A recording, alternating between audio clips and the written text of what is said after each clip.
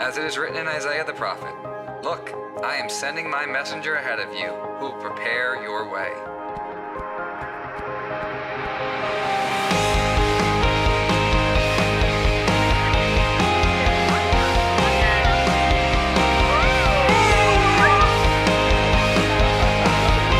You only live today once. Why do it alone? Branch together. Welcome to Branch Together. My name is Jared, and today will be what episode is this? Sorry, episode 48, 68. You were just at Happy Monday. Welcome to Branch Together. Today is episode 48, and we'll be reading from Matthew chapter 26. Before we dive in, we'll take a moment and pray.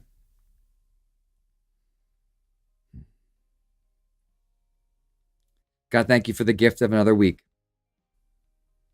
As we're listening today, I pray that you're with everyone as they begin this new week, as they're on their way to work or taking a lunch break or getting the kids to school or whatever it is you have in store for each of us today.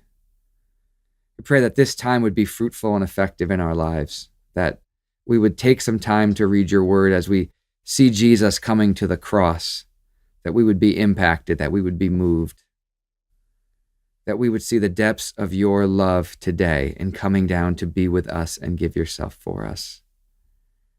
God, it's such a powerful story today, and I pray that we would be moved, that we would see you more clearly today and understand a bit more of your love. In your name we pray. Amen. Matthew chapter 26.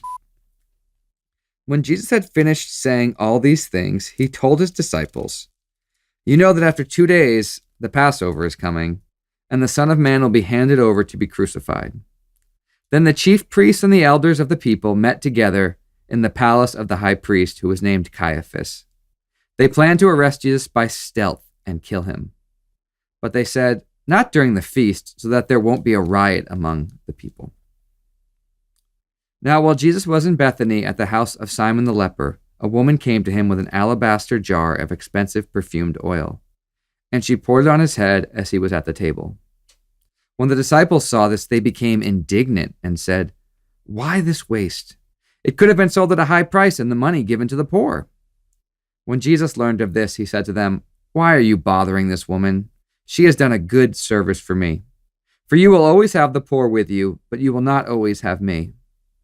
When she poured this oil on my body, she did it to prepare me for burial. I tell you the truth, wherever this gospel is proclaimed in the whole world, what she has done will also be told in memory of her." Then one of the 12, the one named Judas Iscariot, went to the chief priests and said, "What will you give me to betray him into your hands?" So they set out 30 silver coins for him. From that time on, Judas began looking for an opportunity to betray him. Now, on the first day of the Feast of Unleavened Bread, the disciples came to Jesus and said, "Where do you want us to prepare for you to eat the Passover?" He said, "Go into the city to a certain man and tell him, 'The teacher says, my time is near. I will observe the Passover with my disciples at your house.'" So the disciples did as Jesus had instructed them, and they prepared the Passover. When it was evening, he took his place at the table with the 12. And while they were eating, he said, "I tell you the truth, one of you will betray me." They became greatly distressed, and each one began to say to him, "Surely not I, Lord." He answered, "The one who has dipped his hand into the bowl with me will betray me. The Son of Man will go as it is written about him. But woe to that man by whom the Son of Man is betrayed. It would be better for him if he had never been born." Then Judas, the one who would betray him, said, "Surely not I, Rabbi." Jesus replied, "You have said it yourself." While they were eating, Jesus took bread, and after giving thanks, he broke it, gave it to his disciples, and said, "Take, eat, this is my body." And after taking the cup and giving thanks, he gave it to them, saying, "Drink from it, all of you. For this is my blood, the blood of the covenant, that is poured out for many for the forgiveness of sins. I tell you, from now on, I will not drink of this fruit of the vine until the day when I drink it new with you in my Father's kingdom." After singing a hymn, they went out to the Mount of Olives. Then Jesus said to them, "This night you will all fall away because of me, for it is written, I will strike the shepherd, and the sheep of the flock will be scattered. But after I am raised, I will go ahead of you into Galilee." Peter said to him, "If they all fall away because of you, I will never fall away." Jesus said to him, "I tell you the truth, on this night, before the rooster crows, you will deny me 3 times. Peter said to him, "Even if I must die with you, I will never deny you." And all the disciples said the same thing. Then Jesus went with them to a place called Gethsemane, and he said to the disciples, "Sit here while I go over there and pray." He took with him Peter and the 2 sons of Zebedee, and became anguished and distressed. Then he said to them, "My soul is deeply grieved, even to the point of death. Remain here and stay awake with me." Going a little farther, he threw himself down with his face to the ground and prayed, "My Father, if possible, let this cup pass from me. Yet not what I will, but what you will." Then he came to the disciples and found them sleeping. He said to Peter, "So couldn't you stay awake with me for 1 hour? Stay awake and pray that you will not fall into temptation. The spirit is willing, but the flesh is weak." He went away a second time and prayed, "My Father, if this cup cannot be taken away unless I drink it, your will must be done." He came again and found them sleeping. They could not keep their eyes open. So leaving them again, he went and prayed for the 3rd time, saying the same thing once more. Then he came to the disciples and said to them, "Are you still sleeping and resting? Look, the hour is approaching, and the Son of Man is betrayed into the hands of sinners. Get up, let us go. Look, my betrayer is approaching." While he was still speaking, Judas, one of the 12, arrived. With him was a large crowd armed with swords and clubs, sent by the chief priests and elders of the people. Now the betrayer had given them a sign, saying, "The one I kiss is the man. Arrest him." Immediately he went up to Jesus and said, "Greetings, Rabbi," and kissed him. Jesus said to him, "Friend, do what you are here to do." Then they came and took hold of Jesus and arrested him.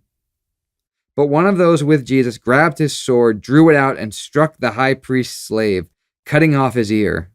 Then Jesus said to him, "Put your sword back in its place. For all who take hold of the sword will die by the sword. Or do you think that I cannot call on my Father, and that he would send me more than 12 legions of angels right now? How then would the scriptures that say it must happen this way be fulfilled?" At that moment, Jesus said to the crowd, "Have you come out with swords and clubs to arrest me like you would an outlaw? Day after day I sat teaching in the temple courts, yet you did not arrest me. But this has happened so that the scriptures of the prophets would be fulfilled." Then all the disciples left him and fled. Now the one who had arrested Jesus led him to Caiaphas the high priest, in whose house the experts in the law and the elders had gathered. But Peter was following him from a distance, all the way to the high priest's courtyard. After going in, he sat with the guards to see the outcome. The chief priests and the whole Sanhedrin were trying to find false testimony against Jesus so that they could put him to death. But they did not find anything, though many false witnesses came forward. Finally, 2 came forward and declared, "This man said, 'I am able to destroy the temple of God and rebuild it in 3 days.'" So the high priest stood up and said to him, "Have you no answer? What is this that they are testifying against you?" But Jesus was silent. The high priest said to him, "I charge you under oath by the living God, tell us if you are the Christ, the Son of God." Jesus said to him, "You have said it yourself. But I tell you, from now on you will see the Son of Man sitting at the right hand of the power and coming on the clouds of heaven." Then the high priest tore his clothes and declared, "He has blasphemed. Why do we still need witnesses? Now you have heard the blasphemy. What is your verdict?" They answered, "He is guilty and deserves death." Then they spat in his face and struck him with their fists, and some slapped him, saying, "Prophesy for us, you the Christ, who hit you?" Now Peter was sitting outside in the courtyard. A slave girl came to him and said, "You also were with Jesus the Galilean." But he denied it in front of them all. "I don't know what you're talking about." When he went out the gateway, another slave girl saw him and said to the people there, "This man was also with Jesus the Nazarene." He denied it again with an oath, "I do not know the man." After a little while, those standing there came up to Peter and said, "You really are one of them too. Even your accent gives you away." At that, he began to curse, and he swore with an oath, "I do not know the man." At that moment, a rooster crowed. Then Peter remembered what Jesus had said, "Before the rooster crows, you will deny me 3 times." And he went outside and wept bitterly. This is a powerful chapter. Let me ask you a question. What do you do when you are struggling with something deeply painful? Something that brings you fear and anxiety? How do you interact with God? Do you bring things to Him when you're going through pain, when you're going through suffering, when you're hurting? Now, there is a lot in this chapter, but I want to look at just one small section. Look at what Jesus does in this chapter when he's in pain. In the Garden of Gethsemane, he is in great pain. And he takes his pain and his questions and his thoughts to God, his Father. He is honest. He is authentic. It is raw. He says, "Father, I don't want this. If there is a way to pass this cup and to not drink from this cup, let that happen." And then he says, "But not my will, but yours be done." And he trusts and surrenders to the Father. Don't miss this today. Jesus knows pain. He knows suffering. He knows longing. He knows hurting. Jesus is the God who knows what it's like to be human and experience the emotions and the pain and the hurt that humans experience. Don't ever forget that. And don't ever forget this either. You can bring anything to God the way a child can bring anything to a father who loves him. Bring whatever you need to God. Be honest, be raw, be authentic, and then trust him and submit to his loving arms. That's all for today. As you look at this chapter and as you read, if there's something you want to share, if there's something that's moving you, we invite you to share what you're hearing today.